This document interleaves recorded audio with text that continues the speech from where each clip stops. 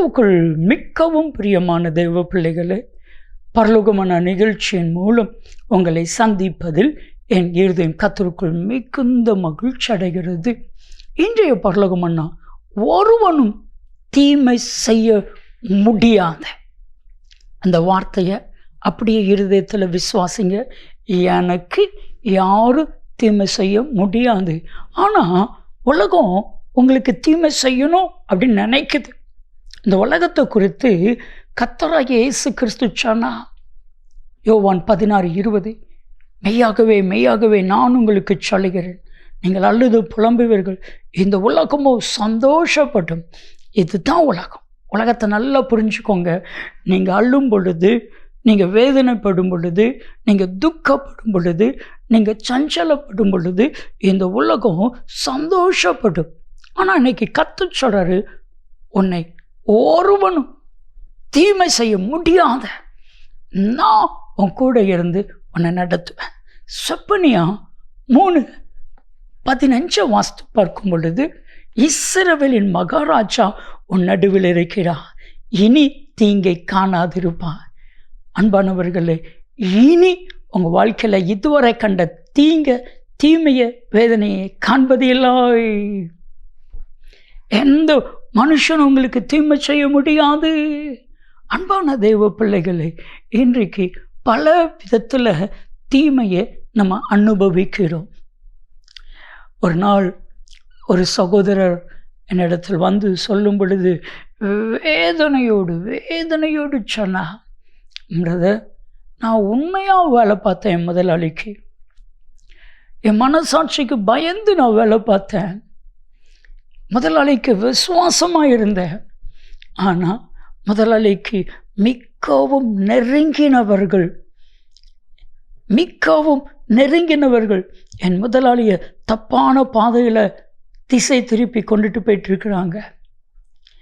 அதற்கு நான் எதிராக இருந்ததுனால அபாண்டமான பழியை என் மேலே போட்டாங்க. இப்போ முதலாளி என்னை வேலையை விட்டு தூக்கிட்டார்.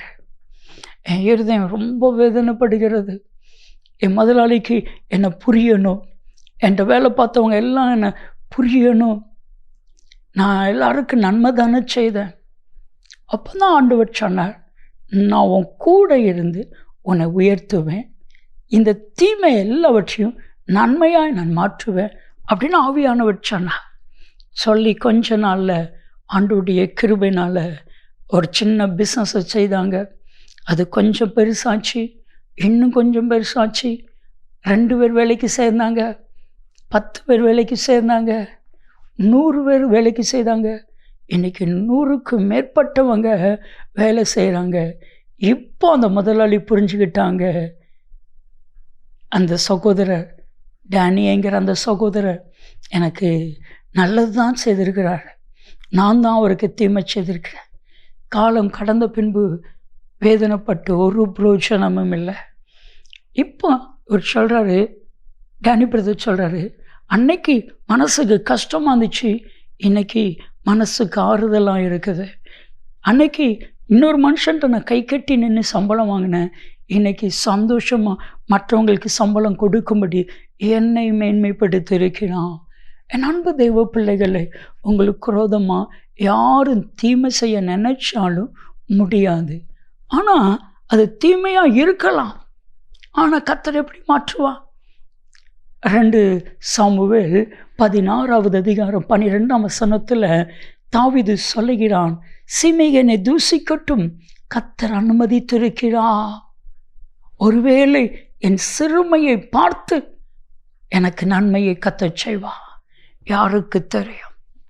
கர்த்தர் சீமையை தூசித்தது நிமித்தமாக கர்த்தர் தாவீதுக்கு நன்மையை செய்தா, உங்களுக்கும் நன்மையை செய்வா. ஒருவனும் தீமை செய்ய முடியாது. ஜெபிக்கலாமா? அன்பின் பரலோக பிதாவே, இப்பொழுதும் யாரெல்லாம் இதை பார்க்கிறார்களோ அவர்களுக்குள்ள ஒரு நம்பிக்கையும் விசுவாசமும் வரணும். யாரும் எனக்கு தீமை செய்ய முடியாது, ஆண்டவர் நோடு கூட இருக்கிறார் என்கிற தெய்வீக நம்பிக்கை வரணும். அப்படி செய்கிறதற்காய் உமக்கு நன்றி. இயேசு கிறிஸ்துவின் நாமத்தில் ஜெபிக்கிறோம் ஜீவனுள்ள பிதாவே, ஆமென், ஆமென். என் அன்பு தெய்வ பிள்ளைகளே, யாரும் உங்களுக்கு தீமை செய்ய மாட்டாங்க, முடியாது. நன்மையும் கிருபையும் ஆசீர்வாதங்களும் நிச்சயமாய் உங்களை தொடரும்.